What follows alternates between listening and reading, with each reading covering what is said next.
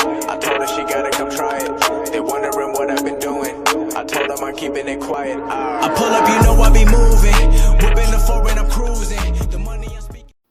If your Samsung Galaxy A12 camera is not working, as you can see, this phone currently have multiple cameras. If you have third-party camera apps, that's the first culprit in which you need to check. So you want to go to settings, apps, uninstall all of the third-party camera apps that you may have. So you go into settings. When you are in settings, you look for apps. Then you locate whatever app you have installed that may cause a problem with your camera issue, and you uninstall the app that may be causing the problems with your camera. Another way of resolving any camera issues is to go in to the camera app, go to the storage, and you want to clear the data. When you are in the camera app, in apps, where we are in settings, you want to clear the data. This will reset the settings for the camera in the Android system, and your camera should open up brand new.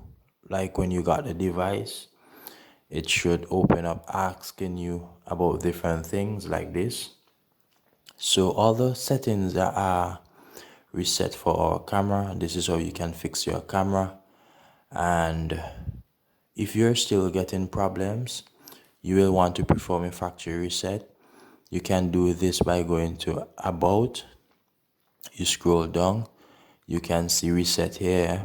But before doing so, you want to go and remove all of your Gmail accounts. Just in case you may have forgotten your password, so you remove the Gmail account from there. Then you reset your phone. Once the reset is successful, you want to do a factory data reset. That's what you want to do. Once it is successful, your camera should be working. If your camera is not working, this is because the issue is caused by the hardware part of the phone, and something probably gone wrong with your camera itself and nothing to do with the phone system. So I hope that this was helpful. Do like, share, and subscribe.